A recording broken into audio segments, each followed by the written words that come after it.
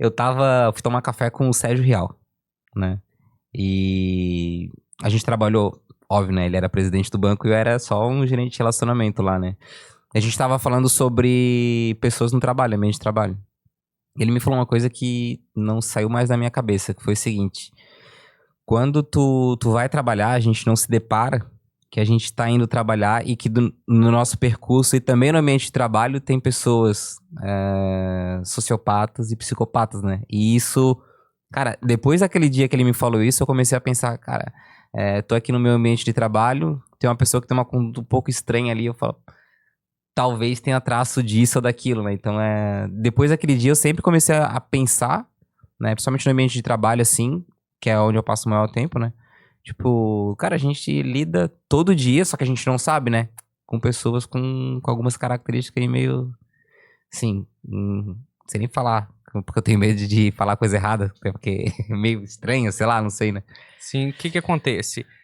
Primeira coisa que a gente não pode ignorar é que a prevalência de psicopatia ou traços de psicopatia é relativamente alta, entre 2 e 4% da população. Então, seria dizer que a cada 100 pessoas que você conhece, numa amostra, né, a gente teria de 2 a 4 pessoas dessas 100 com traços sociopatas. E o que que seria, assim, esses traços que eu acho interessante para a gente entender o porquê que o mercado de trabalho, principalmente cargos de liderança, favorecem esse ambiente? A psicopatia, aqui abarcando a sociopatia, o transtorno de personalidade antissocial, a gente vai colocar tudo no mesmo nome para facilitar a compreensão de quem está assistindo. A psicopatia, ela é muito marcada por uma frieza emocional e uma tendência a agir baseado na busca por poder, sucesso ou dinheiro, ainda que isso custe manipular ou passar por cima das pessoas.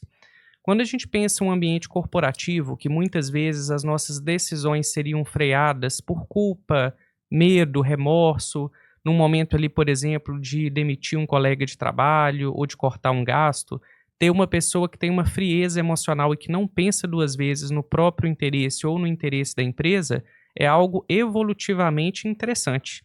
Então, infelizmente, a gente acaba tendo uma prevalência mais favorável desse tipo de profissional com traços antissociais do que seria na média da população. É até interessante, né? Porque, teoricamente, quanto mais tu tiver esse traço, a chance de tu subir na hierarquia da empresa ali é maior, né? Porque tu vai puxando o tapete. Por exemplo, eu sou uma pessoa que eu não consigo passar por cima ou puxar o tapete de uma para eu poder subir, né? Talvez isso me coloque, às vezes, numa posição que vai demorar um pouco mais para eu subir em algum nível, né? Agora, uma pessoa que já tem um traço um pouco mais... É sociopata, que foi o termo que tu usou? A gente, na verdade, tem umas pequenas diferenças entre sociopata e psicopata. O sociopata seria uma pessoa com uma tendência mais impulsiva, o psicopata uma pessoa um pouco mais fria. Mas como esses Hum... termos geram muita confusão, na prática a gente coloca tudo ali, pensando que a gente está falando aqui para pessoas leigas, que não são profissionais da saúde, a gente pode colocar tudo nesse conceito de psicopatia. Ah, daí fala psicopatia, então. Exatamente. Então, assim, a chance de tu ter no teu cargo ali um gerente, um gestor psicopata é muito maior, né? Tipo, no Exatamente. ambiente do teu trabalho ali é mais fácil, dado as circunstâncias que foram colocadas aqui na mesa, né? A pessoa que é da parte da gestão ali ser um psicopata, dado que tem 100 pessoas, de 2 a 4, né? A cada 100, é mais fácil ser um gestor do que um colaborador que tem o mesmo cargo ou inferior a ti, né? Exatamente, porque o que que acontece, Jonathan? Se a gente parar para pensar o papel das nossas emoções, as emoções elas são um freio para que a gente não saia fazendo simplesmente o que a gente quer. Então vamos supor, por exemplo, que você é meu colega de trabalho, você faz uma piada sem graça ou alguma coisa ali que mexe comigo e me dá um impulso, uma vontade de te agredir ou te xingar. Existe uma certa norma social que vai me dizer assim: por mais que eu tenha essa vontade, não é certo fazer isso com o Jonathan. Mas uma pessoa que tem traços antissociais ou traços psicopáticos, ela não tem essa culpa ou remorso de invadir o espaço do outro ou de agir em benefício próprio. Então são pessoas que elas fazem isso com muito mais frieza, muitas vezes com um tom muito mais manipulador para elas conseguirem o que elas querem. Tipo assim, eles têm muito maestria no que fazem, né? Porque eu imagino que o psicopata, ele é uma pessoa que planeja bastante, observa bastante e principalmente o que tu falou, manipula bastante. Então imagina que você tá no ambiente de trabalho assim, cara, a dificuldade pra te poder desgarrar de uma pessoa que tá num cargo de liderança assim é muito difícil, né? Ou tu tem que sair da empresa, ou sei lá. É difícil, e geralmente é difícil as pessoas serem demitidas também, né? Porque elas trazem, de certa forma, algum benefício pra empresa, né?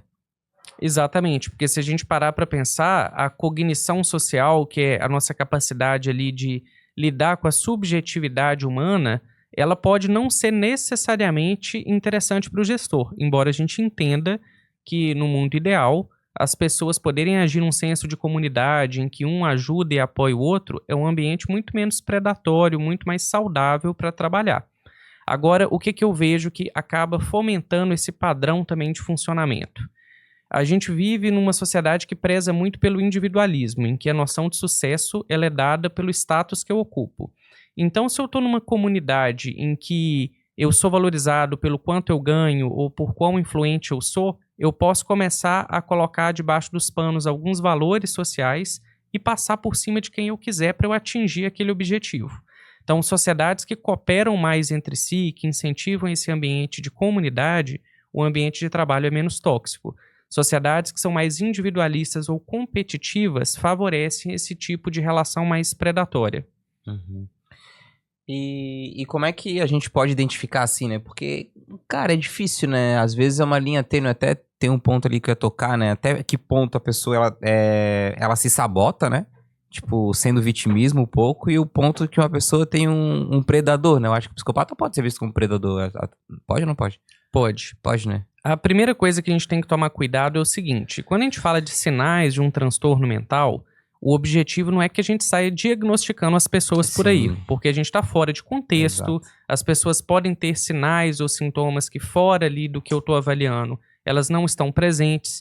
Então o que a gente conversa aqui é muito mais de uma conscientização de sinais de alarme, ou Isso. red flags. Uhum. E o que seriam esses sinais de alarme para a gente pensar um comportamento psicopático ou antissocial?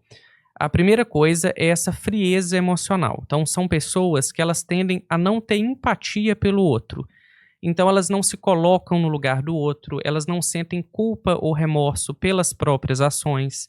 São pessoas que não refletem sobre os próprios erros, porque desde que o que elas estejam fazendo esteja alinhado com os objetivos, custe o que custar de sofrimento alheio, isso não pesa para essas pessoas, mas tem algumas outras questões que a gente tem que avaliar. Tem uma característica, por exemplo, que muita gente deixa passar batido, que é o charme barato. O que é charme barato? É uma tentativa falsa do psicopata ou sociopata de puxar o seu saco para que você seja manipulado. Por que isso é chamado de charme barato? Aqui uma curiosidade interessante. Os traços antissociais, eles não são sempre positivos ou adaptativos para essa pessoa.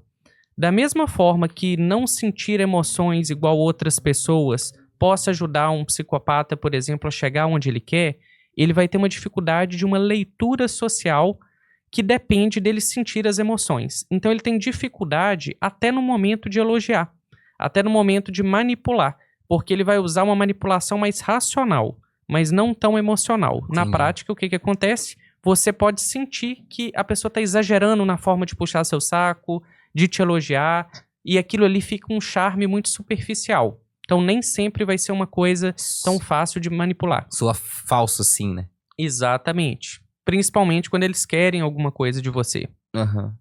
Basicamente, então, ali, pra identificar, né, o que eu consigo transformar do ambiente de trabalho, né? Geralmente é o cara que leva sempre os créditos das coisas e nunca tá errado, né?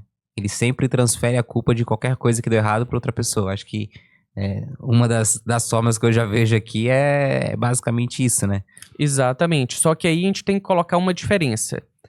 Se a pessoa faz isso que você está me contando e ela sente culpa, ou pelo menos um remorso de estar agindo dessa forma, isso não me lembra muito uma característica psicopática. Isso pode ser uma pessoa que não desenvolveu a inteligência emocional, é muito imatura, mas não necessariamente psicopata. O psicopata, ele faz isso e, além de fazer, ele não sente um pingo de culpa ou remorso de puxar o tapete. Porque a gente tem aquele colega de trabalho também, Jonathan, que é o puxa-saco, o manipulador, mas que, no fundo, ele mesmo se arrepende das próprias atitudes, que ele vai ficando sozinho. E isso começa a gerar esse isolamento social, Sim. um custo emocional muito alto. Uhum. O psicopata, ele passaria por esse viés aí de manipulação, de subjugar o outro, mas ele não sente um pingo de tristeza, remorso, culpa por fazer isso. Tanto que o psicopata, quando você usa esse termo predador social, que a gente fala muito de fato, isso tem a ver com o fato dele agir contra a vítima e não se implicar em relação a isso. Na verdade, ele se sente superior aos outros, porque ele entende que sentir as emoções é uma fraqueza, uma limitação que ele não tem. E, cara, como é que uma pessoa assim se sustenta tanto tempo, assim, sabe, nos ambientes? Porque né, não é difícil identificar uma pessoa que tem toda essa característica, né? E é um mal que vai corroendo e vai matando todo mundo por dentro, né? Eu acho que não se sustenta em termos de ser descoberto. A questão que acontece é, como você pontuou muito bem, se é um interesse corporativo ter uma pessoa fria que vai tomar decisões racionais o tempo inteiro, essa pessoa ela pode ser descoberta, mas aquele interesse é vantajoso para aquele ambiente de trabalho. Se o princípio da empresa for mais inescrupuloso, ou seja, lucro acima de tudo, ainda que eu tenha que matar os meus funcionários de trabalhar, ou que eu tenha que puxar o tapete de quem eu precisar para chegar onde eu quero. Agora, se a gente pensa em situações mais diversas, do tipo relacionamentos, amizades, a gente consegue perceber que são pessoas que dificilmente conseguem sustentar laços profundos. Porque uma das premissas que a gente tem, Jonathan, para ter uma relação emocional saudável com uma outra pessoa é sentir empatia. Porque imagina aqui comigo que nós somos amigos, ou pelo menos você acha que a gente é amigo, e eu tô lá perto de você sempre que eu quero um favor, que eu quero um interesse por trás, que eu preciso de um dinheiro emprestado, mas eu nunca tô lá para te ouvir, eu não sou uma pessoa paciente, num momento difícil seu eu vou embora. Começa a soar estranho para você que amizade conveniente é essa que só tá com você no lado bom. Então, os psicopatas, de uma forma geral, eles não conseguem sustentar um relacionamento saudável, porque as pessoas elas se cansam. Quando eles mantêm relacionamentos, são relacionamentos geralmente com pessoas dependentes ou com traços de personalidade também disfuncionais, como é o caso do borderline, que são pessoas que emocionalmente dependem muito da outra, então elas tendem a tolerar um pouco mais de desaforo, de uma sensação de um relacionamento que não tá bom, mas que na cabeça delas é melhor do que nada. Uhum. Mas, assim, nem sempre tem só os psicopatas nas empresas, né? Acho que boa parte, assim, como eu tive aquela conversa com o Rial ali, realmente me tocou, eu sempre levo esse ponto ali pra mim, eu levei pra minha vida, né? Então, toda vez que eu cruzo com alguém que eu vejo que tem um caráter meio duvidoso, eu penso, cara, a gente sempre vai trombar alguém, pode trombar um psicopata muito próximo da gente, né? Até a gente comentou ali da Ana Beatriz, né? Sim, Ela tem até aquele livro lá que eu acho que o Psicopata Mora ao Lado, eu acho que é dela esse livro. sim. E daí agora que eu falei, eu me lembrei, né? Então, qualquer pessoa, né, tá sujeita a trombar com esse tipo de pessoa. E o ambiente de trabalho não é diferente, né?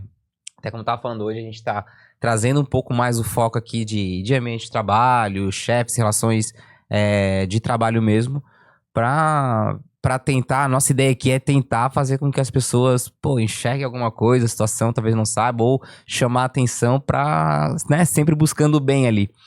E quando a gente tava preparando aqui o episódio, eu vi alguns dados da OMS, enfim, que o burnout, ele tá configurado como um fenômeno ocupacional, né? Exatamente. Então isso, cara, é uma coisa que é nova, é recente, e obviamente nem só pessoas com psicopatas vão estar fazendo isso na empresa, mas pessoas que não têm esse distúrbio. É distúrbio? Pode falar? Esse termo burnout, hoje em dia, Jonathan, ele tem crescido muito e eu acho que é até interessante a gente trazer alguns questionamentos que geram muita confusão para quem pode estar assistindo a gente aqui agora. Então, primeiro, vamos traduzir esse conceito que você citou, aí, um transtorno ocupacional. O que significa isso? Que é um adoecimento derivado do ambiente de trabalho. Então, a primeira coisa que a gente precisa quebrar é o mito que as pessoas têm de atribuir a palavra burnout a situações que não têm a ver com o ambiente de trabalho. Por exemplo, estou estudando para uma prova, eu estou sobrecarregado no meu relacionamento, eu estou passando uma fase de luto, eu estou em burnout. Não.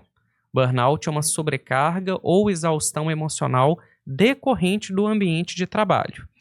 Então, se a gente fosse colocar ali bem bonitinho, como se fosse uma figura de livro, a pessoa que está adoecida pelo burnout, a culpa é do ambiente de trabalho e, teoricamente, as outras áreas da vida dela não são gatilhos tão importantes para o adoecimento mental. Então, um exemplo que eu costumo falar com as pessoas. Sabe aquele profissional que está extremamente exausto do trabalho, com falta de perspectiva em relação ao futuro, se sentindo mentalmente exausto, e aí ele vai lá e tira 30 dias de férias, e parece que ele recupera toda a energia vital que ele não tinha, aí de repente ele volta para o trabalho e ele adoece de novo? Muito provavelmente eu estou falando de uma pessoa que está em burnout, ou seja, a causa do adoecimento dela é o ambiente de trabalho. Agora, por que a gente tem que diferenciar isso? Porque os sintomas do burnout lembram muito um quadro de depressão.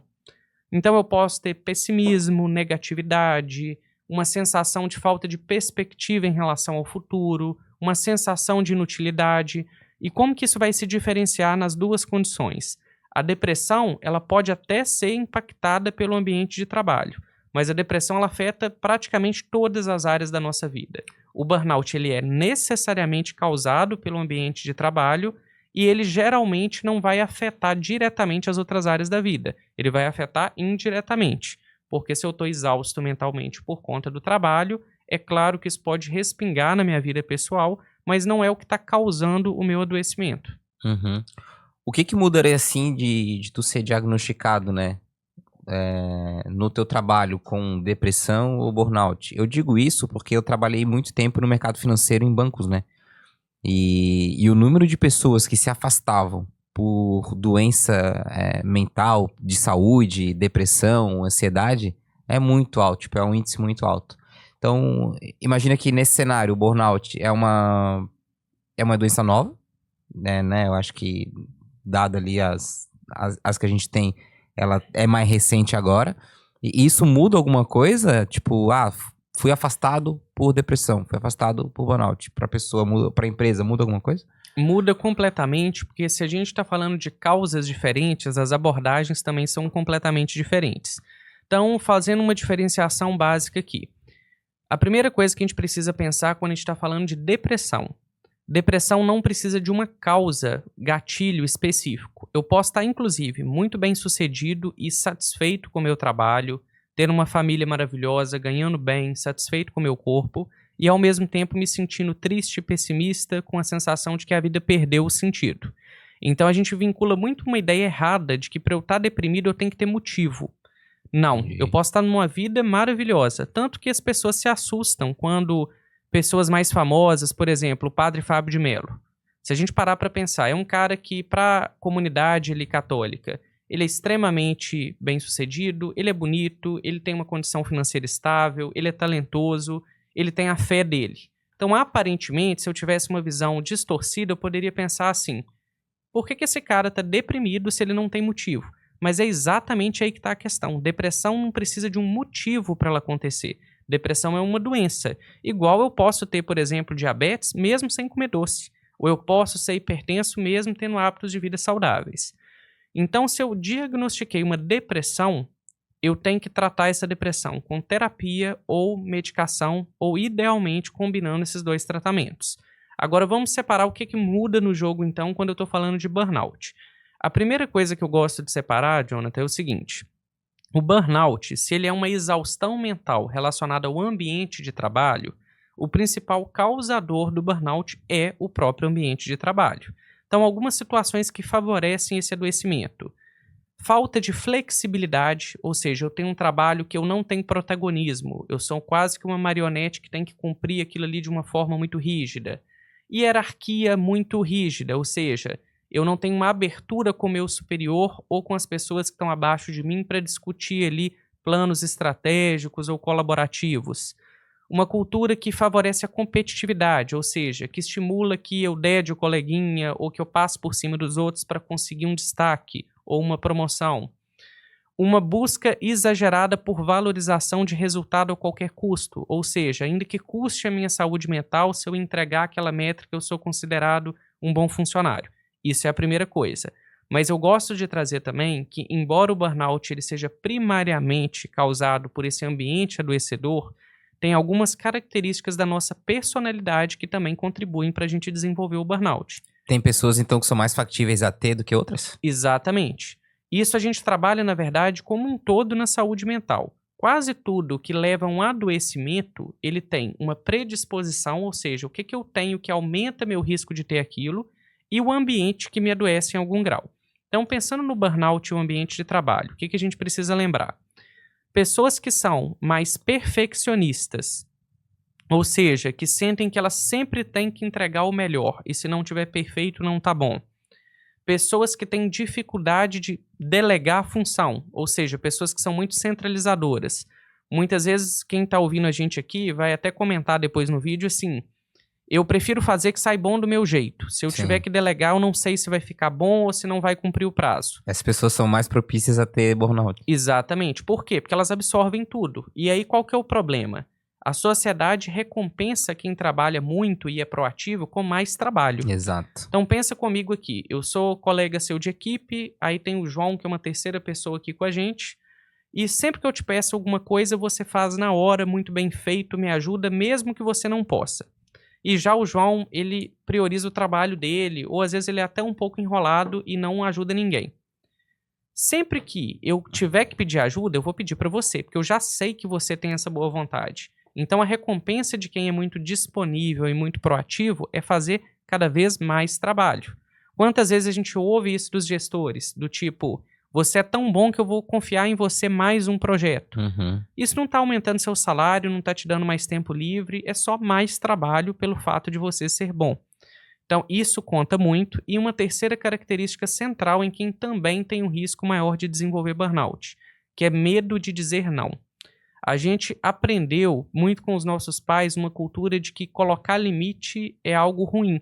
Isso me torna uma pessoa egoísta ou insensível. E não. A gente consegue colocar limite mesmo em ambientes como trabalho de uma maneira respeitosa. Um exemplo que eu costumo dar. Vamos supor que seu chefe te pediu para fazer uma lista X, mas você já está fazendo uma lista Y, ou seja, você já está ocupado.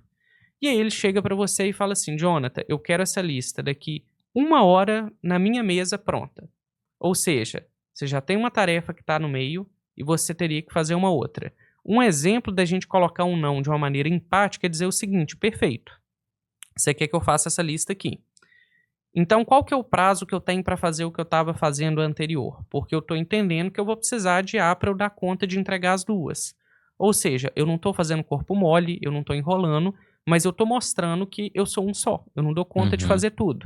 Mas o que as pessoas mais predispostas ao burnout fazem?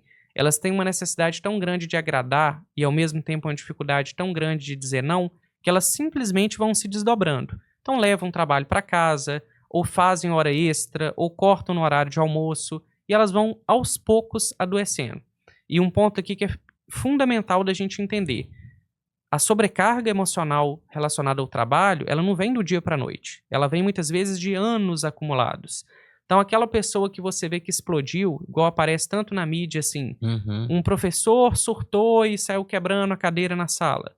Sim. A gente tem que ter um pouco mais de empatia de pensar o seguinte, será que isso é de hoje? Ou isso aqui tem anos de descontentamento com o ambiente de trabalho que está adoecendo essa pessoa? E se eu identifiquei que é o burnout, diferente da depressão, que eu vou tratar ali com medicação ou terapia, o burnout, primariamente, eu vou tratar reformulando o ambiente de trabalho e tentando trabalhar na terapia as minhas características de personalidade que contribuem, que são essas que eu citei. Agora, o que seria isso no ambiente de trabalho? Que é o que está sendo discutido agora com a nova norma da NR1 e também tem sido já mais fomentado com a valorização da saúde mental. A gente reformular a saúde mental dos trabalhadores e isso passa, obviamente, por um ambiente menos tóxico.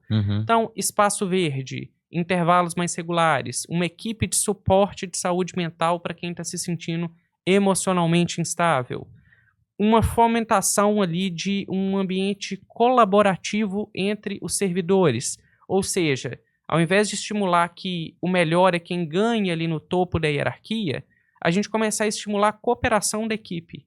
Hoje eu estou um pouco menos produtivo, alguém me ajuda, e o contrário também é verdadeiro. Hoje eu consigo ajudar alguém melhor na tarefa, eu consigo flexibilizar isso para que a equipe cresça como um todo.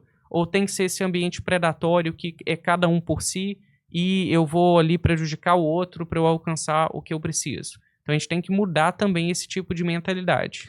E são normas que estão surgindo, é isso? Porque assim, como é que... Por exemplo, né, uma pessoa, sei lá, da empresa foi afastado por burnout, né?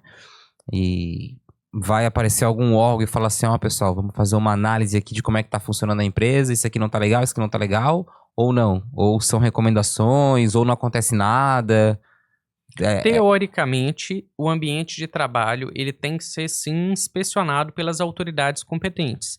E isso passaria inicialmente pelo próprio RH da empresa. Ou seja, no mundo perfeito, o funcionário comunicaria ao RH da empresa Às do vezes desconforto. às vezes o próprio RH já... E é aí que é o problema que eu queria trazer. Infelizmente, muitas vezes o RH ele tá lá pela empresa e não pelo Exato. funcionário. Não, na verdade, 100% das vezes. Né? Exatamente. E aí o que acontece? Eu deixo de levar porque eu tenho medo de retaliação. Mas isso não é só sobre burnout, não. Isso é sobre sofrimento mental como um todo. Eu já perdi as contas de quantos pacientes eu já atendi, Jonathan, que me falam o seguinte: não quero que coloque o CID, que é o código de por que eu estou afastando. E de fato, o CID não é obrigatório por lei. Mas eles já falam o seguinte: se o meu chefe, o meu supervisor, vê que eu estou afastando porque eu estou com sofrimento mental, ele vai querer me demitir depois que eu voltar. Ou eu vou sofrer algum tipo ali de represália. Ou seja, eles têm muito medo de um ambiente que pode ser tóxico para eles. A empresa tem medo disso? Não, o funcionário. Ou funcionário? O funcionário tem medo da empresa saber o porquê que ele afastou. Porque pode ser que tenha punições depois. Isso é uma coisa ilegal, que é o que a gente baseia na psicofobia. Eu não posso discriminar alguém em termos de valorização ou desvalorização no trabalho, simplesmente porque a pessoa é portadora de um sofrimento mental. Uhum. Mas na prática a gente vê isso acontecendo o tempo inteiro. Tem até, tipo, se tu fica afastado por alguma doença mental, tu tem um tempo ali que tu não pode ser demitido, né? Exatamente. Não tem. Mas isso não é nem só sobre afastamento de saúde mental. Algumas condições, como própria questão de gravidez, licença maternidade ou necessidades ali de afastamento de saúde, você não pode, teoricamente, simplesmente falar com aquele indivíduo assim: a partir de amanhã é rua. A menos que tenha um motivo muito plausível pela demissão. Mas, infelizmente, a gente vê isso acontecendo muitas vezes, principalmente com portadores de sofrimento psíquico. Eu tive um conhecido que ele passou por um episódio e foi demitido assim logo depois que voltou. Eu achei uma loucura. Minha vontade era de denunciar a empresa, mas obviamente não posso fazer nada. Sim. Né? Mas muito absurdo, assim, sabe? Porque a pessoa adoece por causa do ambiente de trabalho. Pode ser que tenha predisposição mais do que outras. Tipo, porque só ela tá doente e o outro de time não.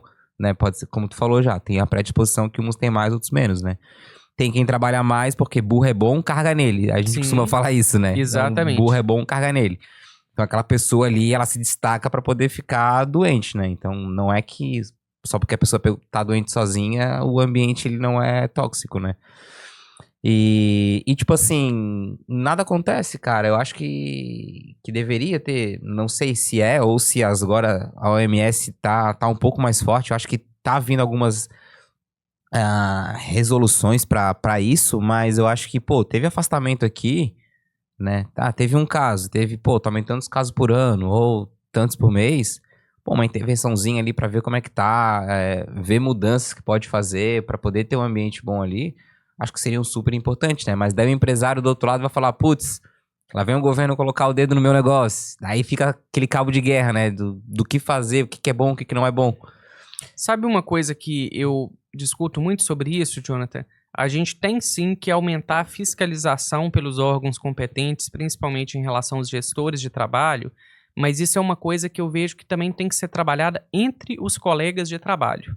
Porque muitas vezes o ambiente se torna ainda mais tóxico, porque o meu colega ao lado, ele não tem um mínimo de empatia e eu também não tenho para com ele, e consequentemente começa a virar um ambiente muito predatório. Uhum. Então questões muito simples como: quais sinais que eu preciso identificar de sofrimento psíquico numa outra pessoa para oferecer a ela ajuda? Como que eu ajudo alguém que eu tô vendo que está passando por um momento de menos produtividade? Ou como que eu peço ajuda quando sou eu essa pessoa que está menos produtiva? Porque o ambiente, quando ele tem esse senso de comunidade, eu consigo flexibilizar muitas regras. Por exemplo, Quem de nós nunca passou por uma semana ou um dia que você tá mega improdutivo, você tá passando por um problema familiar, você teve uma noite ruim de sono, ou qualquer outra questão que prejudicou ali a sua produtividade. Num ambiente saudável, a gente teria essa maleabilidade para trabalhar e se esforçar mais num dia mais produtivo e, ao mesmo tempo, ter a flexibilidade de dias mais difíceis a gente conseguir diminuir um pouco o pé ali do acelerador. Agora, se o meu ambiente ele preza pela competitividade, o próprio colega ao lado vai ser o seu delator, vai ser a pessoa que vai fazer questão de levar para o seu chefe o que você fez ou não de errado. Então começa a virar um ambiente de muita mágoa, muito rancor. Aham. Porque eu me sinto vigiado, ao mesmo tempo eu vigio os outros para manter esse mesmo sistema. Começa aquela fofoca dentro do ambiente de trabalho, então eu começo a disseminar muitas vezes informações que nem têm tanta procedência, e isso começa a criar aquele ambiente adoecedor. Aham. E todo mundo vai se contagiando quando vê. E como é que para esse ciclo aí? Imagina que tu tá numa situação que, pô, tu vê um colega ali, né, que se sente inútil, né? Eu acho que são alguns sintomas, né? Se sente meio inútil, sente cansaço, trabalha, sei lá, 12, 13 horas por dia. Obviamente tu consegue notar que aquilo ali é um sinal, cara, pode ser, de novo, né? A gente não pode dar diagnóstico, né? Mas, cara, ele é um sinal de atenção. Mas se o ambiente, ele é aquele que te puxa, né? Que vai te puxando cada vez mais pro buraco. Como é que quebra esse ciclo pra que o ambiente não se torne esse aí que tu citou agora? A primeira coisa que eu gosto de trabalhar é a gente passar a ser um filtro do que a gente leva para as outras pessoas. Ou seja, vamos pensar que a fofoca, que é uma das coisas mais tóxicas do ambiente de trabalho. A gente tem que começar a se posicionar como uma pessoa que não vai ficar carregando ou levando fofoca para os outros. Então, você veio lá falar mal do nosso colega de trabalho, eu deveria ser a pessoa que não é a seguinte a levar essa fofoca para os outros. Se eu tô vendo que alguém está passando por maior dificuldade ali no trabalho que ele está fazendo e eu consigo ajudar, eu preciso, dentro de um limite, oferecer ajuda. Se eu sinto que eu sou a pessoa que precisa de ajuda, eu preciso começar a aprender a também fazer o treino que a gente chama de assertividade, ou seja, comunicar aquilo que eu estou sentindo ou aquilo que eu estou precisando. Agora, o que infelizmente atrapalha esse processo? O bom senso das pessoas. Da mesma forma que eu posso me empenhar por fazer isso, infelizmente eu posso estar diante de um colega de trabalho folgado, ou aquela pessoa que só suga, então ela tá lá para te pedir favor, para te pedir ajuda, mas não é a mesma fazer isso por você de volta. Mas ainda com todos esses pesares, eu vejo que a gente precisa dar o primeiro passo, ou seja, a gente tem que começar mudando a nossa forma de se relacionar com os nossos colegas, seja no sentido de diminuir os comportamentos que prejudicam o ambiente de trabalho e fomentar essa busca por ajuda, tanto enquanto eu preciso, quanto quando eu vejo alguém que está precisando. E aí um ponto que você tocou, que eu acho muito importante de a gente relatar. Adoecimento mental, seja ou não causado pelo ambiente de trabalho, ele dá alguns sinais, mais sutis ou menos sutis a depender da pessoa. Mas o que tem que chamar a nossa atenção? Primeira questão é o isolamento social. Aquela pessoa que ela começa a ficar mais calada, mais afastada, não participa mais como ela participava dos ambientes coletivos, dos momentos ali de pausa. Pessoas que ficam mais mal-humoradas ou ranzinzas.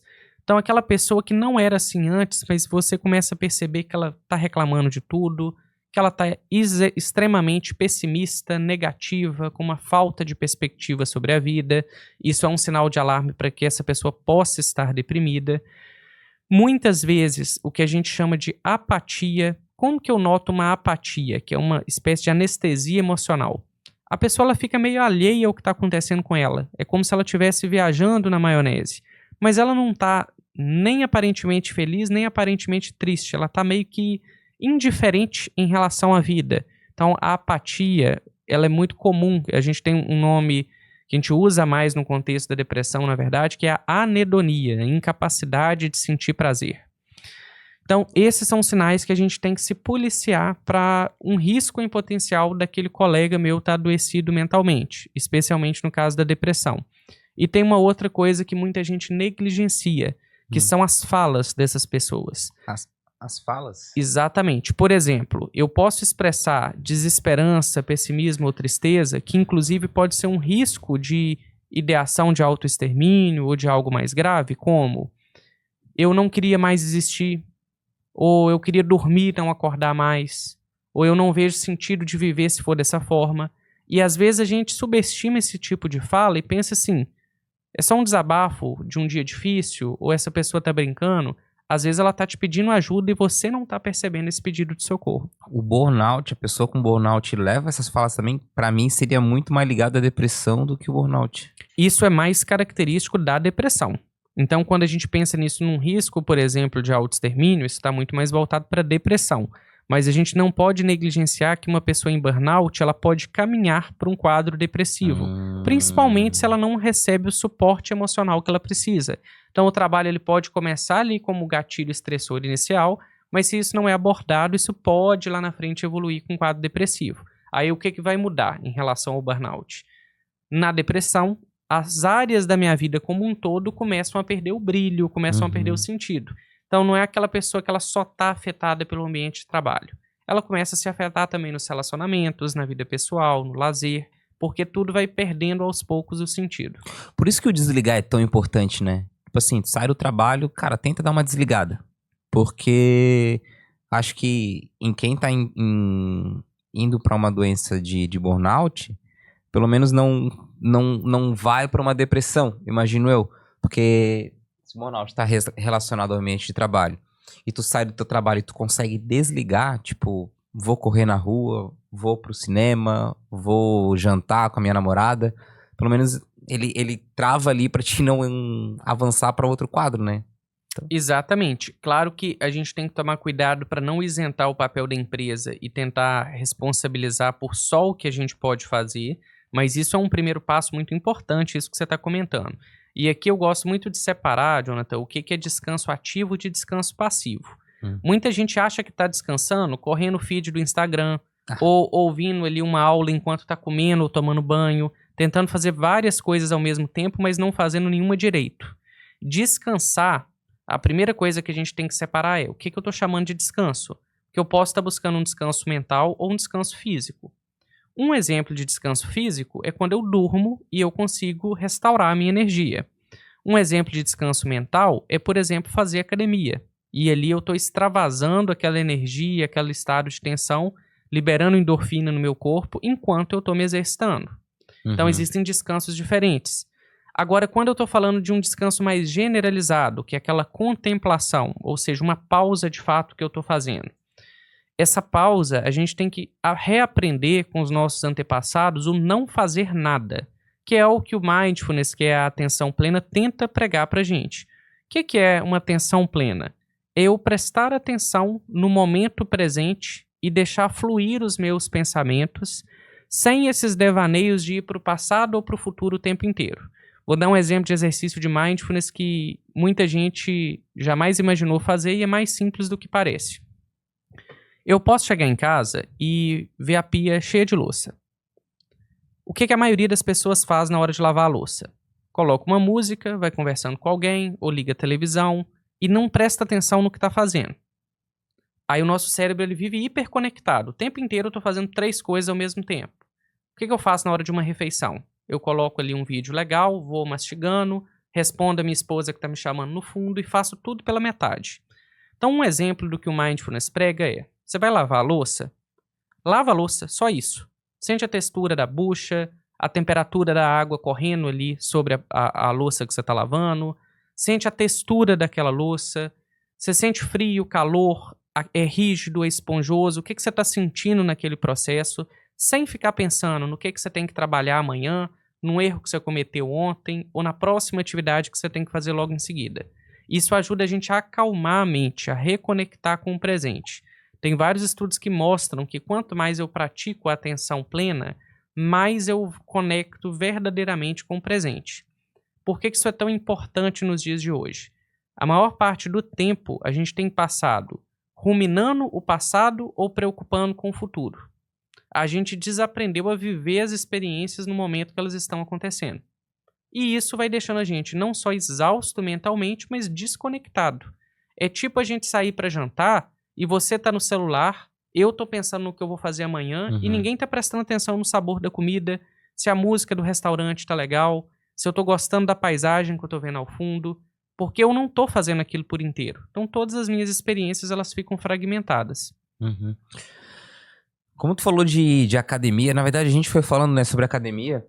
Acho que por isso que cada vez mais as empresas elas adotam políticas tipo, vou dar benefício de academia, vou dar benefício de, sabe, de outras coisas de saúde. Agora, a gente falando aqui, talvez seja para poder auxiliar uma forma mental mesmo, né? Tipo assim, tô ajudando com benefícios para que o meu colaborador ele consiga desligar, ele consiga relaxar de uma outra forma através do esporte, que eu acho que o esporte ele ajuda bastante, né? Então, através do esporte, vou dar um incentivo aqui de academia, um incentivo aqui, sei lá, de natação, enfim. Exatamente. Tem uma coisa que eu gosto muito de puxar as pessoas para a realidade, Jonathan. Empresa é construída com o objetivo de dar lucro. Isso não é um problema. O problema passa a ser quando eu identifico que para dar lucro eu preciso extrair até a última gota da alma do meu colaborador. Isso não faz sentido. Empresas mais inteligentes e disruptivas têm entendido que quando o meu funcionário ele tem saúde mental, relacionamentos saudáveis, ele consegue ter um sono reparador, ele consegue ter um fortalecimento muscular e da capacidade respiratória, ele é um funcionário mais feliz e mais produtivo, ou seja, ele vai se tornar um funcionário mais lucrativo. Então as empresas precisam abrir a mente para entender que investir em estilo de vida não é custo, é investimento para que aquilo traga um resultado melhor. Mas a cultura corporativa ela é muito imatura ainda nesse sentido. É burra mesmo, né? Exatamente. Eu começo a colocar ali uma pessoa que se mata de trabalhar o ano inteiro, aí chega no setembro, eu faço aquela hipocrisia que é fazer uma palestra de saúde mental, mas não oferecer isso na prática no meu janeiro a dezembro, e aí a pessoa vai ficando exaurida. Então essa pessoa que afasta, a gente não pode deixar de falar nisso. Afastar é um custo, e é um custo não só para a empresa, é um custo para o sistema de saúde, muitas vezes para a família, é um custo de oportunidade. Então a gente conseguir frear esse processo e cuidar da saúde física e mental de um colaborador antes que chegue a esse ponto é investimento, isso não é gasto. E agora até que tu falou ali em custo, né, para a empresa, o afastamento, me vem à mente aqui agora porque com a crescente forma de contratação no estilo PJ, acho que acaba deixando o colaborador, quem está fornecendo o serviço, um pouco mais à mercê ainda, né? Porque, por exemplo, uma coisa é tu ter o vínculo empregatício ali do CLT e tu ficou doente, né? Burnout, ou seja, é um fenômeno ocasionado pelo trabalho, né? E tu ser afastado, ok, tu tem teus benefícios até um certo ponto, mas uma vez que tu tem a prestação de serviço PJ, daí acho que acabou pra ti ali, né? Perde todo o vínculo. Se fosse afastar, tu deixa de receber o teu salário, pode ser que tu não volte depois do tratamento, pode ser que não tenha nem como se tratar numa forma particular, se tu não tiver um plano de saúde, né? Ter que ir pela via pública também, que pode ser que demore um pouquinho mais, mas vai ser atendido.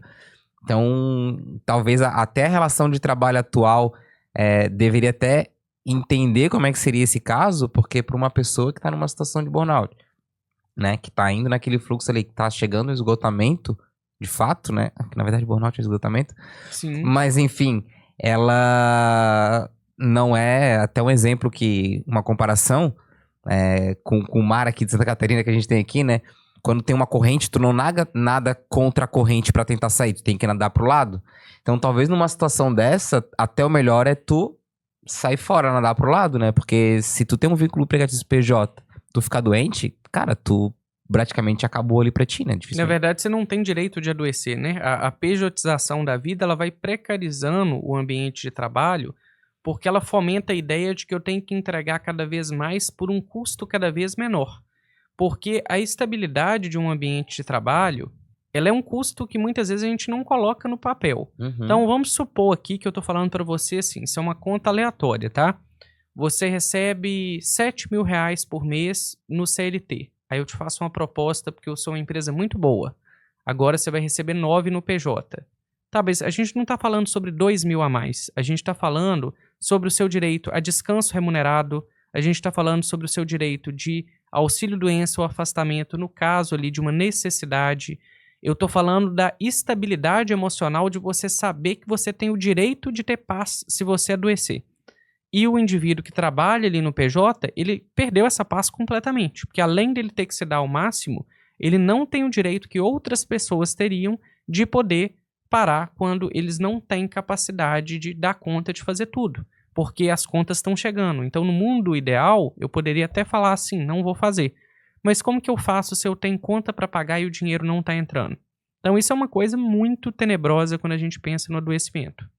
Porque, cara, uma vez que se tu não trabalha, tu não recebe, e o trabalho tá te acabando, cara, o que que tu faz, né? Tem que, sei lá, é que a pessoa também não se toca, porque é difícil tu também entender que tu tá sendo puxado pra baixo, né? Então, às vezes vai um pouco mais da família, das pessoas próximas, mas aqui fazendo o exercício aqui agora, eu acho que uma vez que tu tem o vínculo de contrato PJ, é uma situação bem complicada, bem delicada, porque tu tá ficando doente, tá te afundando de uma forma ou outra. Se tu colapsar ali, tu vai ficar sem o salário igual, né? Então, tipo, o que As fazer? próprias férias, como que um PJ tira férias? Ele tira as férias, na maioria das vezes, sem ter um salário. Ele tem que ter um planejamento financeiro para ele dar conta de descansar. As pessoas que eu tenho mais próximas, assim, eles no próprio contrato têm algumas. Tem empresas, assim, que enxergaram o PJ como uma forma de realmente vou diminuir o meu imposto aqui, mas vou tentar ter uma relação mais tranquila com o meu colaborador. Tem empresas que de Sim, fato que são é o assim. caminho ideal. Isso, tipo, pô, vou ganhar aqui desse, vou, né, ganhar desse lado, vou dar desse lado aqui também. Então eu vejo já empresas que dão as férias remuneradas. Um amigo meu falou recentemente, ele tem uma empresa que dá 13º também. Eu falei, pô, legal, cara, porque Sim. tipo, pro empregado, né, quem tá oferecendo emprego ali, ele realmente tem um desconto muito menor de imposto. Mas se ele consegue botar na balança ali e abrir mão daquela margem que ele vai ganhar e passar pro colaborador também, acho super legal. Então, empresas que fazem esse tipo de trabalho, pô, as férias remuneradas, questão do 13º, achei super massa, tipo, pô, legal. Mas, de certa forma, mesmo tendo esses dois itens, agora a questão da saúde me preocupou bastante, né? Porque Mas eu vou te falar que isso não é uma realidade de todo mundo. Na medicina, por exemplo, todos os trabalhos pejotizados, você não tem uma estabilidade. Na verdade, assim, você não tem estabilidade nenhuma. Você não tem férias, 13º, e você recebe o plantão que você fizer.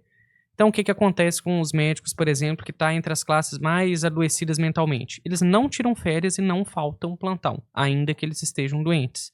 Porque tem a questão do que eles deixam de receber, tem a questão do compromisso com os pacientes que estão aguardando. Então, a gente vê isso na medicina, mas em várias áreas da saúde, que é aquela ideia de que eu não posso adoecer. Tem alguém precisando de mim e eu não vou ter nenhum tipo de estabilidade se eu não estiver produtivo.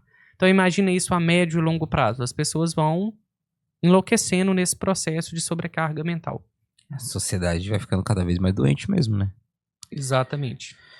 E como é que a gente faz assim, pô, tô no ambiente tóxico, né, que já se demonstrou tóxico, não vou ter futuro aqui, o que a gente pode estar fazendo assim?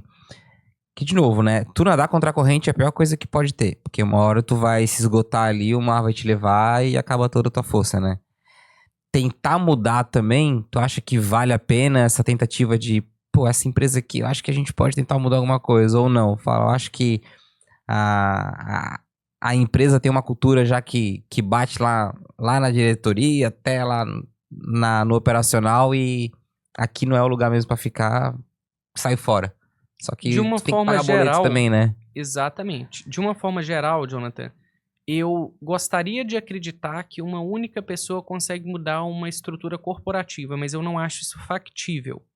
O que eu avaliaria num cenário como esse? O problema realmente está na empresa ou nos meus colegas de trabalho? Porque se o problema está entre os colegas, talvez alguns tipos de intervenção para diminuir esse clima e essa animosidade podem, pelo menos, minimizar o impacto. Quando isso vem da cultura corporativa, por exemplo, a gente vê muito burnout em profissionais da saúde, em bancários, em funcionários de telemarketing, são ambientes que tipicamente já são mais adoecedores. Eu acredito muito mais na capacitação dessa pessoa para que ela encontre uma oportunidade de ser mais valorizada em um outro ambiente, enquanto, paralelamente, nós, enquanto sociedade, cobramos uma mudança coletiva. Eu acho muito bonito, mas ao mesmo tempo muito ingênuo acreditar que eu simplesmente, lá como um funcionário de telemarketing, eu vou reclamar com a minha empresa. Isso não vai mudar nada. Eu vou sair e vai ter uma outra pessoa no outro dia no meu lugar. Agora, enquanto sociedade, a gente cobrar leis e punições mais específicas de regulação do ambiente de trabalho, sem dúvidas, é um ato necessário. Até quando a gente fala de sociedade, um ponto bem legal... Peraí. Desculpa, bebi muita água. Um ponto interessante enquanto sociedade é a geração Z, né? Porque a geração Z, eles colocaram assim, ó, não, a minha qualidade de vida acima de qualquer trabalho. Então até tava vendo o pessoal comentando assim, antigamente os empresários falavam, se não tá gostando é só sair fora. Aí reclamava. Aí hoje não, hoje as pessoas não estão gostando, estão saindo fora e falam, ninguém quer trabalhar mais. Mas vem exatamente de encontro, né? São pessoas que, né, moram mais tempo com a família, ok? Então conseguem manter ali, se não tô bem aqui no trabalho, cara, vou sair fora. Né? A quantidade de filhos cada vez diminui, então são pessoas que pretendem ter um filho ou não ter filho, né? Carro, vou pagar milhões no carro aqui, não, prefiro não ter, ou uso o transporte público, enfim. Então são pessoas, é uma geração menos dependente que eu vejo, assim, do dinheiro, não são tão refém do dinheiro, e eles estão jogando na mesa, né? Ambiente tóxico, cara, pego minhas coisas e vou embora. Eu já vi vários relatos no LinkedIn da geração Z, das pessoas, elas vão pra trabalhar, sai pro almoço ali e não voltam mais. Eles não estão nem aí com isso, cara. Eu acho que isso ajuda também as pessoas olharem um pouco mais pra cultura da empresa e falar, olha, eu acho que a gente tem que mudar alguma coisa aqui, porque as pessoas não vão ficar, e querendo ou não, essa leva aqui vai influenciar a próxima, né? E assim, daqui a pouco não vai ter ninguém pra trabalhar de fato, né? Exatamente, mas eu vejo isso como uma visão mais crítica, no sentido de uma ambiguidade que eu percebo nesse fenômeno da geração Z. O que eu quero dizer com isso? A geração Z, na maioria das referências na literatura científica, vão colocar as pessoas que nasceram a partir de 1995 ou 1997. Tem uma divergência aqui em relação a essa questão de data.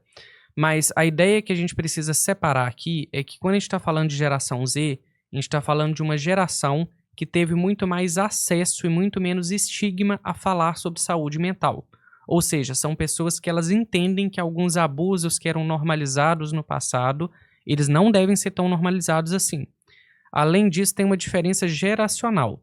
A geração anterior tinha uma visão, principalmente ali anterior, na verdade, aos millennials, de que o sucesso e a prosperidade eram marcados por bens. Hoje, a geração Z ela trabalha que o sucesso ele é marcado por experiências. Então, são pessoas que elas toleram menos desaforo porque elas entendem que se aquilo custar a saúde mental não faz sentido. Porém, colocando aqui agora um lado de contrassenso do que a gente está conversando até agora, eu me preocupo muito com um fenômeno que a gente tem visto também, Jonathan, que é a dificuldade da geração Z de lidar com frustrações e com habilidades emocionais necessárias para a vida real. A geração Z ela pegou uma inserção muito precoce à tecnologia, ao smartphone, uma redução muito expressiva dos ambientes de vida real. Então, são pessoas que estão muito mais isoladas ali nos computadores, nos celulares, e isso diminuiu a capacidade que a gente deveria desenvolver na infância de lidar com negativas e frustrações. Então, muito do que a gente aprende na vida adulta sobre as coisas não acontecerem no nosso tempo, ou de que frustrações em certo nível elas são necessárias e saudáveis, não foram incorporadas da mesma forma para a geração Z. Ou seja, são pessoas mais imediatistas, intolerantes à frustração e que sentem uma dificuldade de regular as emoções numa situação em que o que elas querem não seja correspondido. Então, ao mesmo tempo que eu entendo como muito positivo as pessoas saberem mais sobre saúde mental, sobre ambiente de trabalho e elas lutarem por condições melhores, eu vejo também uma insatisfação meio ilusória com relação ao ambiente de trabalho. E muito pelo que as próprias redes sociais pregam. Por exemplo, tem um monte de mini coach na internet de 12, 13 anos falando que não compensa estudar. Da onde que as pessoas estão tirando isso? Aí eu me formo num curso tradicional, eu tô lá 1 ano sem conseguir um trabalho que eu quero, eu acho que eu sou um fracassado. Mas será que deu tempo de eu realmente me inserir no que eu tô querendo? Então eu vejo que as pessoas estão ficando muito menos resilientes. Elas estão desistindo mais rápido, elas estão com dificuldades de lidar com algumas questões interpessoais. Então eu não acho que é só ambiente de trabalho tóxico, não. Eu acho que as pessoas, de fato, elas estão menos competentes emocionalmente para lidar com esses desafios. Entendi. Basicamente, então, a gente tem uma linha bem tênue ali na geração Z, entre ser comprometido e, de fato, o ambiente ali não ser muito bom pra trabalhar, né? Exatamente. Por isso que muitas vezes as pessoas falam até que a geração Z, tu falou de uma forma muito polida, eles são mimados, né? É uma geração que não sabe ouvir não, é uma geração que quer tudo no tempo deles. Ah, se não é assim, então tô saindo fora, né? Mas tem o contraponto também de que é uma geração que, cara, eu acho que esse ambiente aqui não tá muito legal, tô saindo fora mesmo e é isso aí. Exatamente. E tem uma questão que eu Tem falo uma linha muito. tênue. Exatamente. Tem uma questão que eu falo muito, Jonathan, e as pessoas assustam quando eu comento isso. Quando os nossos pais são super protetores, isso é tão nocivo quanto pais negligentes. Todos os estudos feitos pela psicologia e pela psiquiatria mostram que a criação de um filho, ela deve ser feita por pais suficientemente bons. O que significa isso? Eu tenho que dar para o meu filho as necessidades básicas dele, então abrigo, alimentação, amor, estímulo educacional, um suporte de saúde, mas meu filho ele tem que passar por frustração. Ele tem que cair, ele tem que machucar, ele tem que aprender a dividir um brinquedo com um colega, ele tem que aprender que se o pai falou não, não é o não do pai com o sim da mãe, porque essas competências emocionais, elas ensinam aquele indivíduo a ser um adulto emocionalmente saudável. Uhum. E a gente criou uma geração floco de neve, com aquela ideia assim, o meu filho é o mais especial do mundo e o mundo deve alguma coisa a ele, que é o que a gente chama de segurismo. Por exemplo, quando a gente pensa... Vamos contextualizar aqui aquele caso que bombou na mídia da Jennifer, quando a criança ali, por uma pessoa que nem era familiar, filmou a situação falando que ela tinha que se levantar para a criança sentar. Segurismo é um comportamento muito tóxico, que é quando eu sinto que os outros me devem alguma coisa, que eles têm que atender aos meus caprichos ou às minhas demandas. O mundo real não é assim. Então a gente precisa ter muito bom senso para entender que ninguém me deve nada. Enquanto a gente cria essa ideia de uma geração super especial, em que o mundo precisa me fazer feliz, ou que se as coisas não acontecem do jeito que eu quero, é porque o mundo é ruim, sem ter uma análise crítica do que me compete também nesse espaço, eu vou me frustrar o tempo inteiro. Então eu acho que é uma questão muito difícil de analisar, porque tem a questão do ambiente de trabalho, tem uma questão social, mas tem uma questão geracional. A gente está lidando com pessoas mais mimadas e mais incompetentes emocionalmente para lidar com seus desafios. Então acaba sendo até um pouco difícil, né? Falar que a geração Z é mais focada na saúde mental do que no salário, por exemplo. Porque pode ser que realmente o ambiente de trabalho... Até porque é uma geração que já veio com a internet, né? Então se tu for pegar 95, 97, o pessoal de 97 mais, obviamente, é uma geração que já nasceu na internet. Então talvez o modo de ambiente de trabalho deles, talvez não, muito real, porque... A pessoa de 97, ela foi trabalhar 2007, 2017, com 20 anos, vai. Então, logo depois já veio a pandemia. Então, já é uma geração que começou já no home office, talvez, ali, né? Então, talvez realmente o ambiente de trabalho para ela seja uma barreira muito grande, até porque trabalho na internet, hoje em dia, né?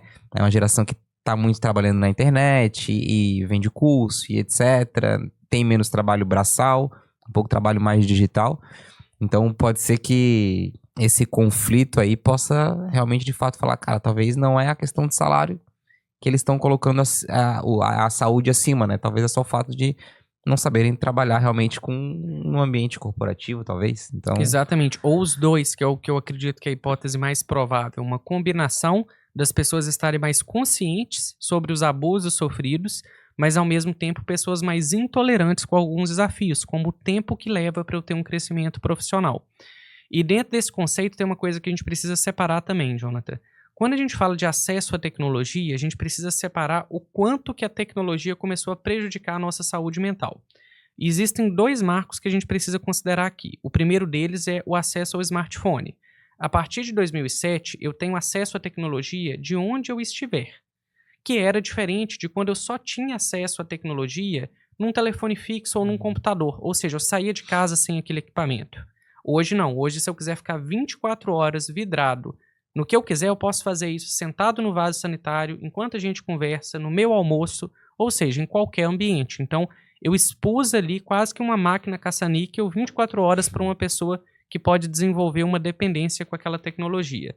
Mas, para além disso, a gente tem um outro problema, que a internet, esses conteúdos, eles são um custo de oportunidade para a vida real, que quando eu já estou adulto, eu já desenvolvi minhas competências emocionais na infância e na adolescência, Isso é danoso, mas é menos danoso do que um adolescente ou criança que não desenvolveu ainda as áreas cerebrais que eles deveriam desenvolver pré-tecnologia maciça. Na prática, o que eu quero dizer? O impacto de uma menina ou de um menino de 14 anos usando rede social o dia inteiro no celular é muito diferente do impacto de um cara de 30 anos fazendo a mesma coisa. Porque a de 14 anos, ela tá se inspirando num influencer que não tem nada para agregar na vida dela, ela tá taxando ali padrões de imagem que são ditados por filtros de tecnologia que não são corpos reais, são pessoas que estão muito mais vulneráveis a predadores sexuais, muito mais vulneráveis ao cyberbullying e outras formas de retaliação. Então, fazer isso com uma pessoa que não está preparada emocionalmente para lidar com esse tipo de armadilha é muito mais danoso do que uma pessoa mais velha. E volto a dizer, tecnologia não é uma vilã, mas o uso precoce e indiscriminado, sim, pode trazer grandes problemas. Quando tu falou de pais protetores ali, tô aqui pensando, né? Mas os pais, tanto da geração dos milênios quanto da geração Z, são os mesmos, não são? Não. Não? O que acontece? A gente tem... As últimas gerações que a gente viveu são os baby boomers, que foram até 64. De 65 a 79, a gente tem a geração X.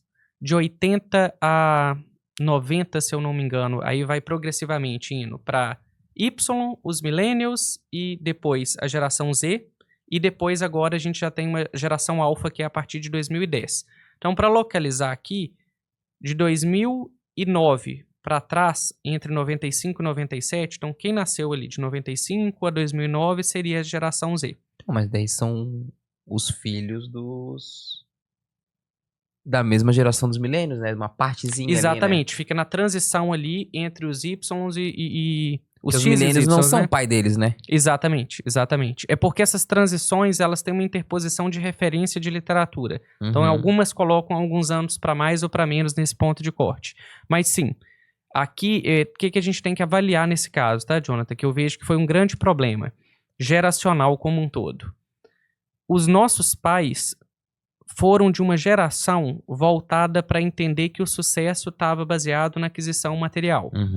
Mas eles começaram a perceber com essa mudança geracional que ter sucesso material não se exprimia necessariamente em ser mais feliz.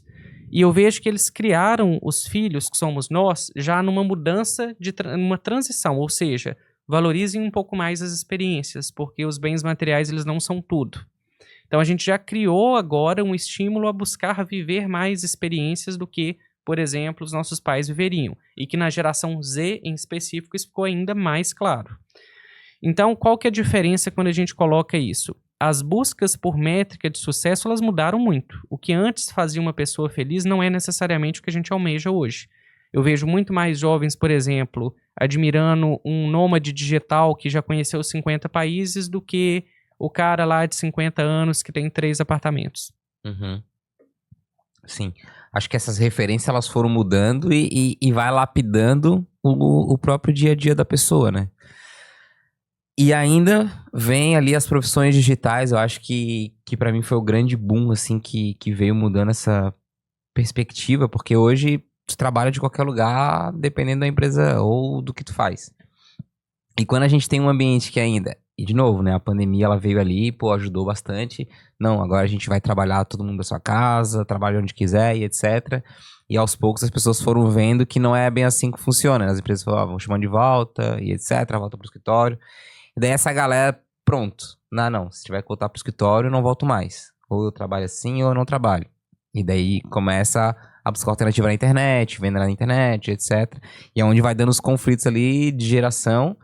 E principalmente eu sinto que talvez a nossa geração, os millennials hoje, que estão um cargo um pouco mais de liderança, mas talvez a geração anterior ainda também, não acredita muito nessa questão de liberdade para as pessoas de trabalhar de onde que elas queiram trabalhar. Eu acho que existe muito essa parte do controle, né? Tipo, pô, se eu não tô vendo, não tá trabalhando. Então tem até, inclusive, algumas notícias que saíram da geração, principalmente a Z, que tiram mini férias durante o trabalho, então uma semana não tá trabalhando, ninguém sabe que tá, sumiu e etc. E eu vejo esse conflito muito grande, assim, sabe? Pô, como lidar se eu preciso ver que a pessoa tá trabalhando, e tem também a questão do microgerenciamento. microgerenciamento, né? Que tem bastante aqui da nossa geração. Tipo, pô, se eu não tô vendo, controlando ali na régua ali, eu acho que não vai dar certo, não vai funcionar. Aquela questão Sim. do... se eu não fizer, não sai tão bem feito. Mas beleza, eu vou passar, mas se eu não ficar ali em cima, não vai sair. Então, cara, isso tá dando um conflito assim, ó, gigantesco. Eu já tive pessoas com quem eu trabalhei da geração, é Z, né? Da geração Z, Sim. é muito difícil. Aí tu fala assim, ó, viu, eu preciso de tal coisa aqui pra tal dia. E, e some, cara. Chega tal dia e não recebe, daí tu fala, tá, mas e aí? O que Percebe aconteceu? como que o buraco é mais embaixo? Não dá pra só culpar a empresa, assim, existe uma questão geracional das pessoas estarem mais intolerantes com algumas normas que a gente precisa cumprir. Então é claro que eu tenho que evitar um extremo, por exemplo, de um ambiente que ele me cobra metas ou prazos irreais, intangíveis, mas ao mesmo tempo, não dá pra eu simplesmente querer quebrar uma estrutura de funcionamento de um trabalho porque eu não estou com vontade ou não acho que é o melhor momento. Uma Exato. hierarquia saudável é necessária para um ambiente funcionar. Exato. E a geração Z não consegue estar nessa hierarquia. Se tu fala assim, ó, preciso que tu faça tal coisa. Cara, tem que pedir com todo meiguinho. Ah, não, por favor, faça tal coisa, porque senão vai acontecer isso, não aquilo. Cara, eles têm muita dificuldade de receber uma Receber orientação. ordem. Receber ordem. Eu ia falar orientação, vai ficar um pouco mais polido, mas receber ordem. Eles não gostam de receber ordem. Se tu dá uma ordem pra eles, não vai acontecer. Aí tu tem que ficar ali. Daí o que que isso faz? Consequência. Pediu a primeira vez, não entregou, na segunda vez tu vai ficar o quê? Em cima. Porque tem uma dependência. Cara, o trabalho é profissional. Se tem um prazo pra entregar, é porque algum cliente ou alguma outra pessoa tá pedindo aquele prazo também. Só que tu chega neles, daí não entrega. Daí na segunda vez, tu começa a ser um pouco mais firme. Então, passou 2 dias, né? Tu tem 5 dias ali. Aí tu chega, e aí, tá pronto? E aí, tá pronto? Ah, pô, o cara ali é chato, pô, não deixa eu trabalhar, fica fazendo microgerenciamento e tal. Mas não, cara, é porque não respeitam prazo, trabalham a hora que querem, não entregam. E se não entrega, ah, cara, não consegui. Meu cachorro ficou doente. Tipo, sabe? Umas coisas assim que... Um negócio que tem 20 dias pra fazer. No 21º dia fala que não conseguiu. Pô, porque não falou, sabe? No meio do caminho. Exatamente. Aí, cara... Faltam competências emocionais para lidar com esses desafios e até para verbalizar, olha, eu não vou conseguir cumprir o prazo, mas avisar isso antes, como você mesmo Isso. colocou. Não tem responsabilidade. É assim, ó. E é interessante uma coisa que é um fenômeno que a gente vê em muitos países, que é essa ideia do jovem continuar morando com os pais no conforto de uma casa que diminui o senso de urgência para um desenvolvimento pessoal. Se a gente olhar, por exemplo, para os Estados Unidos, culturalmente há uma tendência que você fez 18 anos, você tem que sair de casa. Uhum. Não é uma questão que eu tento avaliar, cada caso é um caso, né, Jonathan? Mas o que eu acho interessante desse modelo é a ideia de que sair de casa ou sair da aba dos pais é aprender competências emocionais e de desenvolvimento pessoal necessárias. Não é sobre o dinheiro, não é sobre os seus pais poderem te bancar. Às vezes eles podem, é que isso não é saudável. Chega um momento da nossa vida, e não estou falando que para os pais que estão ouvindo falarem assim, então meu filho com 18 anos tem que sair de casa. Não é isso. Mas a gente tem que começar a fazer uma crítica, assim, você está estudando, você está trabalhando, você está correndo atrás do que é seu? Porque senão a gente continua nessa ideia da geração neném, que é a pessoa que não trabalha e não estuda e está dentro de casa sendo bancada pelos pais. Uhum. E eu acho que tu morar sozinho ali, cara, te dá muito jogo de cintura pra vida. Quando você tem que descongelar a carne, quando a Senão não vai ter CEMIG, comida. igual lá em Aham. Minas, que é a operadora de luz, se ela vencer, eu fico sem energia, então tem que lembrar de pagar a conta. Se eu não limpar a casa, ela não se limpa sozinha. Dá muita responsabilidade que tu vai ter Exatamente. tanto no ambiente de trabalho, quanto, pô, numa relação entre amigos, inclusive, uma relação de namoro ali, que tu vai morar com a pessoa ali. Acho que se tu não morou sozinho antes de tu morar com alguém, tu vai ter uma grande dificuldade de ter uma relação saudável. Porque é deixar a pia na louça a hora que quer, lavar a hora que quer, não tirar a roupa do chão. Então, assim, é, quanto mais tempo a geração ela fica dentro de casa, ela não tem as responsabilidades, eu acho que de viver sozinho mesmo, eu acho que cara, se tu não for ao mercado, tu vai ficar sem comida. Se não descongelar uma carne, tu não vai ter que jantar, tu vai ter que pedir alguma coisa, tu não vai comer saudável. Exatamente. Enquanto tu não tiver essas responsabilidades, o ambiente de trabalho vai ser só mais um lugarzinho onde que também tudo vem pronto, tudo cai pronto. Tipo, tudo, não, deixa assim que vai acontecer e tal, entendeu? Então, E a acho vida real é isso, né? São essas dores que a gente aprende a viver. Senão, a gente fica extremamente fragilizado. Tem um estudo muito interessante que ele coloca o seguinte, chama curva do estresse. A curva do estresse, ela é um U invertido. Então, se a gente pensar o desenho de um U invertido, o que isso significa na prática?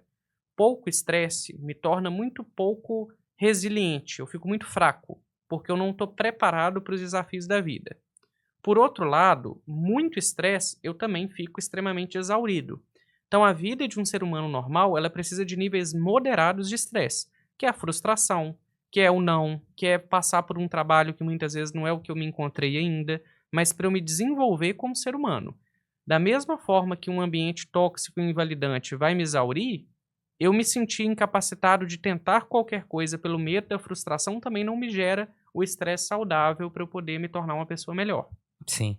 E até tu falou no ambiente tóxico ali, como é que a gente consegue, será, diferenciar, né? O ambiente é tóxico, realmente, ou a pessoa ali, ela tem pô, irresponsabilidade, sabe? Ela é autossabotagem. Até que, como é que a gente consegue mensurar, talvez, ali, né? Tipo, eu acho que é a geração Z que tá muito mimada, ou não, acho que aqui o ambiente que é muito tóxico mesmo.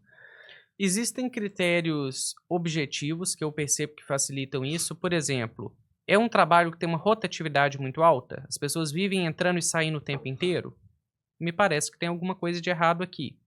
É um ambiente muito rígido em termos da flexibilidade de trabalho? Por exemplo, aqui eu não estou entrando nessa situação que você falou de um prazo descumprido, mas eu, como funcionário, eu tenho autonomia para propor ideias ou soluções? Ou é um ambiente extremamente enquadrado que as coisas só acontecem daquela forma naquele período e o colaborador ele não se sente pertencido, ele se sente exclusivamente uma marionete. Então isso é um outro fator que me preocupa. Uma terceira coisa, que é mais do ponto de vista epidemiológico, tem alguns tipos de trabalho que tipicamente são mais adoecedores. Uhum. Trabalhar como profissional de saúde, trabalhar diretamente com o público como funcionário de telemarketing, são áreas que tipicamente o próprio banco batendo meta, são áreas que tipicamente as pessoas estão de fato mais adoecidas do que outros ambientes. Essas características a gente tem que avaliar.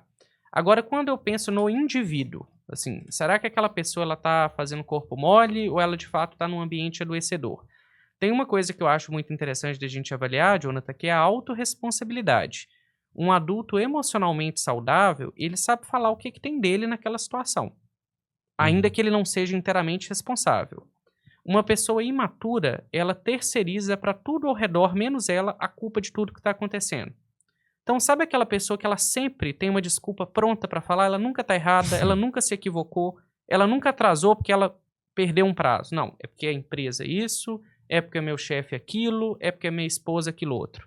Não é normal uma pessoa ter desculpa para tudo e ela nunca está como parte da responsabilidade daquele caso. Então, pessoas que se sabotam e que tentam sabotar os outros fazendo isso, elas não se responsabilizam por absolutamente nada. Eu me preocuparia com esse padrão. Uhum.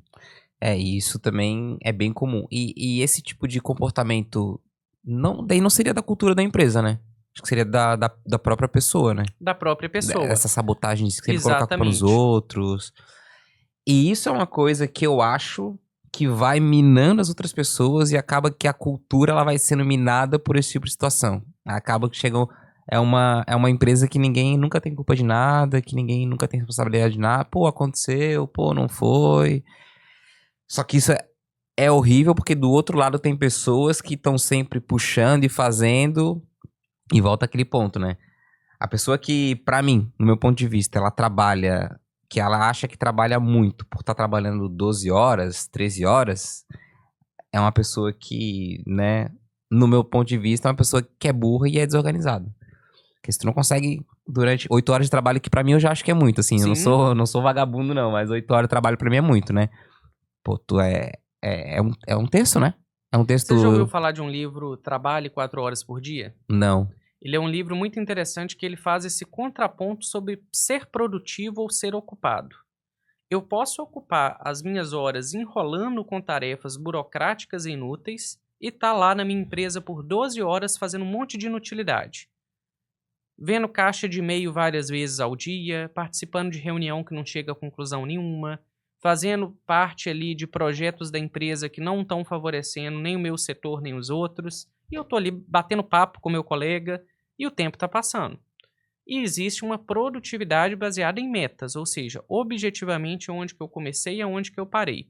Os trabalhos deveriam se preocupar muito mais em alcançar uma meta do que necessariamente cumprir um horário. É claro que isso não é uma situação para todo trabalho. Por Sim. exemplo, se eu estou trabalhando numa padaria, a padaria tem horário para abrir e horário para fechar. Mas o que eu estou querendo dizer aqui é que se a gente pensasse um pouco mais nos resultados que a gente atinge, ao invés de pensar na hora que eu estou batendo ponto para entrar e sair, a gente conseguiria ser muito mais produtivo em menos tempo. E muitos empresários falam que preferem a produtividade do que o tempo no trabalho, né? Mas assim, eu nunca... Ainda não vi no Brasil alguém que realmente leve isso em conta, falando, não, a produtividade é mais importante. Na prática, né? Porque na fala e no papel todo mundo fala isso. Mas... Eu acho que isso é uma hipótese que eu estou trazendo, tá, Jonathan? Isso não é científico, não. Eu acho que as pessoas têm medo de um aspecto nosso do jeitinho brasileiro, ou seja, ao mesmo tempo que tem pessoas que podem se dar muito bem com essa tarefa, eu posso ter uma pessoa que faz corpo mole. É a mesma ideia de a gente pensar afastamento de saúde ou atestado médico.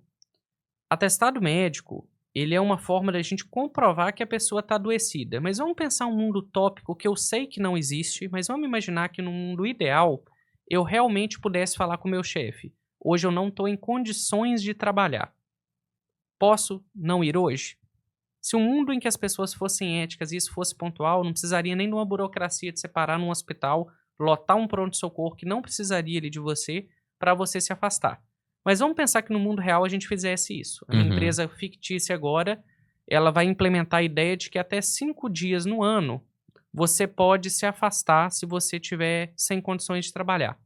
Você concorda que aí os justos vão pagar pelos pecadores? Porque existe muito provavelmente uma parcela dessas pessoas que, mesmo não estando doentes, elas podem se fazer ali de incapacitadas para usar aqueles dias como folga. Sim. Da mesma forma que tem o trabalhador de home office que desliga a câmera porque ele está na praia e ele não está trabalhando. Então, eu acho que o que pesa aqui é uma cultura social da gente entender que se existe um voto de confiança, aquilo ali deveria ser cumprido. A partir do momento que eu vejo que algumas pessoas não cumprem, eu começo a colocar regras mais rígidas que prejudicam todo mundo. Mas não seria mais fácil tirar as pessoas que não cumprem? É uma possibilidade que poderia ser melhor trabalhada. Mas eu acredito que as empresas ainda não têm um sistema operacional para tornar isso factível até o momento. Porque eu teria que passar por uma rotatividade de funcionários muito grande, do tipo, quase que testar funcionário a funcionário para entender se ele funciona naquele projeto. Talvez o que funcionaria nesse sentido seria um processo seletivo muito mais estruturado para eu já colocar pessoas naquele trabalho que estão muito cientes de qual que é a cultura da empresa e quais são as penalidades para quem não cumprir aquele perfil ou não se encaixar naquele perfil. Se eu não me engano, foi na Inglaterra que eles fizeram um estudo lá pra, na verdade, colocar em prática, né? Pra ter a semana de 4 dias. E pelo que eu tinha visto, tava indo bem. Eu não sei como é que tá agora, assim. Mas muito dessa questão da produtividade, né? Tem pessoas que falaram que, pô, talvez no Brasil fosse legal o quê? Ao invés de ser 4 dias, né? Pegar essas horas ali que seriam dos dias e, pô, tirar metade do dia da segunda-feira e metade do dia da sexta-feira. Né? Fazer coisas nesse sentido aí pra poder valorizar mais a produtividade do que em ser linguiça, né? Então, assim, às vezes a pessoa trabalha ali 12, 3 horas, totalmente desorganizada e acha que tá trabalhando muito, acha que tá rendendo muito, mas, cara, não, tu tá te Cumprindo matando, horário. tá cumprindo horário, te matando, aí final do dia tu vê que não conseguiu fazer o que tinha que fazer durante o dia, daí tu vai lá, trabalha mais tempo, só que, tipo, não é rentável nem pra ti, nem pra empresa, tua cabeça vai ficando cada vez pior e, sei lá, deixa de viver, sabe? Eu tive começo do ano, uma situação assim que mudou bastante minha forma de pensar. Tive um amigo meu que ele faleceu e era um cara que curtia muito a vida, assim, sabe? Ele aproveitava bastante. E não que eu tô deixando de ser uma pessoa mais séria e coisa... eu trabalho pra valer mesmo, assim. Sou uma pessoa que, né, cumpre horário, compromissos, coisa toda. Mas eu tô tentando ser um pouco mais leve, tipo, cara, a gente tá aqui nessa vida aí de passagem, eu acho que a gente tem que aproveitar as coisas no momento. Então eu tô buscando, tanto pra mim quanto pras pessoas com quem eu posso fazer, falar, vamos abrir um pouco a mente, acho que trabalhar é super importante, te dá reconhecimento, te dá dinheiro, né? Que sem dinheiro tu não consegue fazer muita coisa.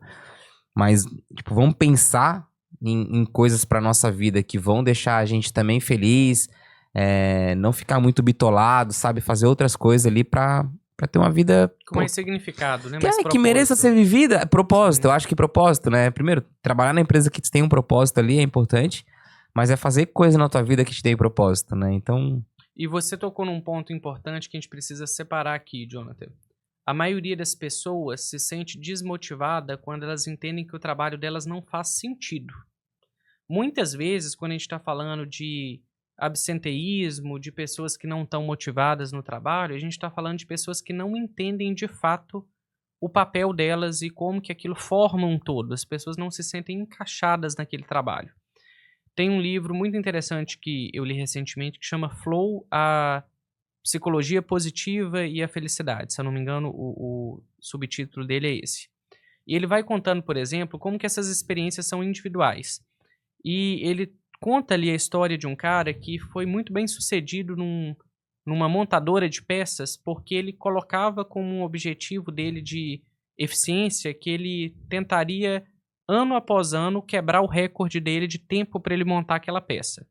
Só que ele tinha um bom senso que ele não estava fazendo isso para ele produzir mais para a empresa. Ele estava colocando aquilo como uma meta de crescimento pessoal. Cada ano que eu fizer isso bem feito em menos tempo é um desafio que eu estou cumprindo. E aí eles entrevistaram esse cara anonimamente ao longo dos anos para saber qual que era o grau dele de satisfação com a empresa. E ele se via muito satisfeito, porque ele sentia que ele dá conta de fazer um trabalho melhor em menos tempo, sem a empresa cobrar isso dele, mostrava que ele estava evoluindo no trabalho dele. Ele estava ficando com a coordenação motora cada vez melhor. Então, para aquela pessoa, aquele trabalho fez total sentido. Que não é o que acontece com a maioria. A maioria vai estar lá sem entender por que você está montando uma peça e fazendo o mesmo serviço há 10 anos. Mas a gente encontrar um significado e um propósito no que a gente faz, e isso não precisa ser uma profissão glamurosa, profissões braçais repetitivas, mas que eu sinto ali que aquilo tem um propósito, aquilo me preenche, e isso faz parte do nosso grau de satisfação com o trabalho. até eu tava vendo algumas situações assim, as empresas que geralmente não têm esse propósito, não conseguem levar para a equipe a questão do propósito, ela acaba tendo pessoas na equipe desunidas porque cada um trabalha de uma forma, as pessoas num grupo, um grupo ele se ajuda, né? Quando tu vê semelhantes no grupo ali, a ideia é um semelhante defende um semelhante.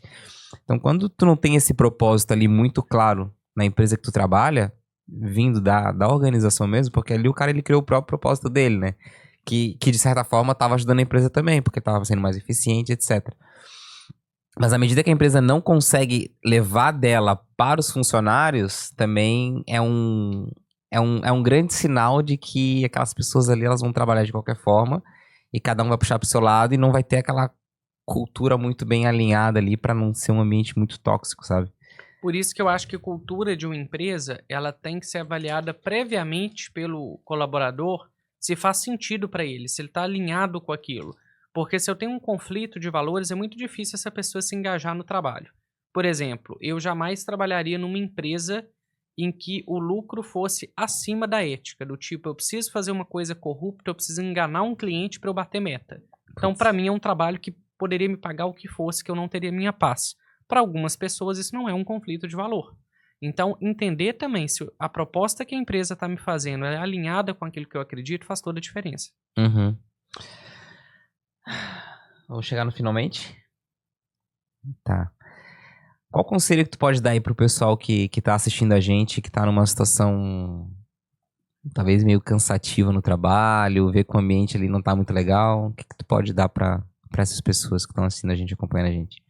A primeira coisa é olhar para dentro de si antes de tirar conclusões precipitadas só para o ambiente, ou seja, entender um pouco mais as suas emoções, a forma como você lida com as suas frustrações, entender se você tem propósitos e valores bem definidos, o que você quer, porque muitas vezes a gente está falando de pessoas vazias, que elas não sabem muito bem qual que é o objetivo de vida delas.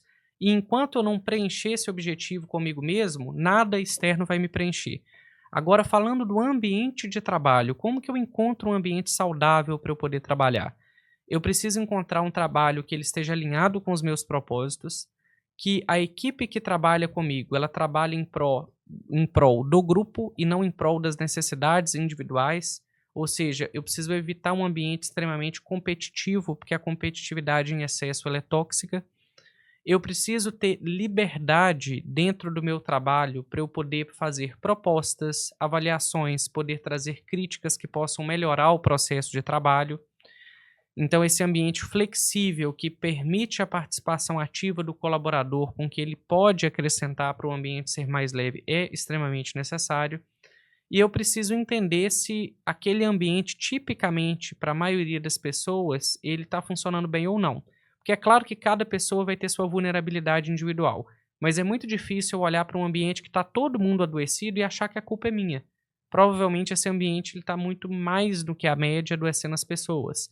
Agora, se por outro lado eu estou num ambiente que está todo mundo se dando muito bem e eu não estou me identificando, talvez o problema não seja a empresa, seja uma quebra de expectativa entre o que eu esperava e o que a empresa espera de mim. Então, não necessariamente é uma questão de culpabilizar o meu ambiente de trabalho.